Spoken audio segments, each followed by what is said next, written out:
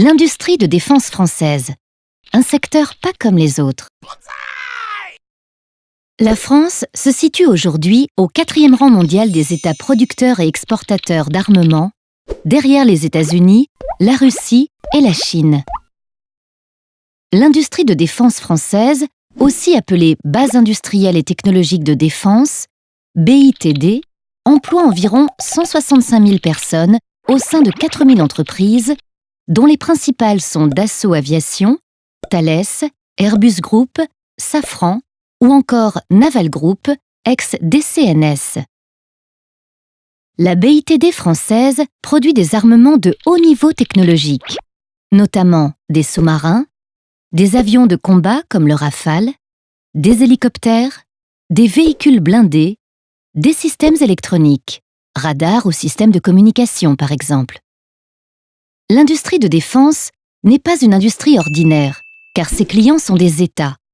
L'État français, tout d'abord, qui commande à sa BITD des équipements pour sa propre défense et qui finance par ailleurs la recherche et développement.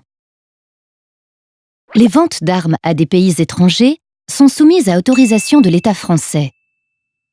La Commission interministérielle pour l'étude des exportations de matériel de guerre, CIEEMG, délivre des licences d'exportation en fonction notamment des relations stratégiques entre les pays. Par exemple, la France n'a pas le droit de vendre des armes aux pays qui font l'objet d'un embargo décrété par l'ONU et l'UE, comme la Syrie.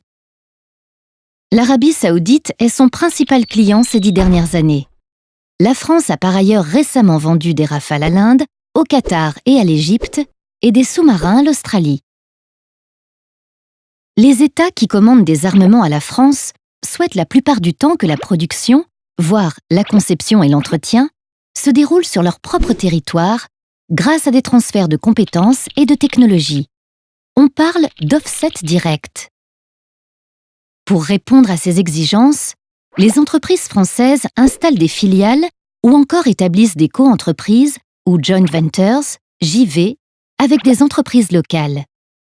À terme, ces États aspirent ainsi à se constituer une BITD nationale afin de devenir à leur tour indépendants en matière d'armement. Le défi pour l'État français et ses entreprises est donc d'éviter de favoriser l'émergence de nouveaux concurrents et de conserver une certaine avance technologique. Pour soutenir son industrie, l'État doit continuer à passer des commandes à ses propres industries et à financer leur R&D. Cela ne l'empêche pas d'acheter des équipements à l'étranger, par exemple des drones aux États-Unis et des fusils d'assaut à l'Allemagne. Avec plus de 14 milliards d'euros de prise de commande en 2016, la France est devenue un acteur majeur sur le marché mondial de l'armement.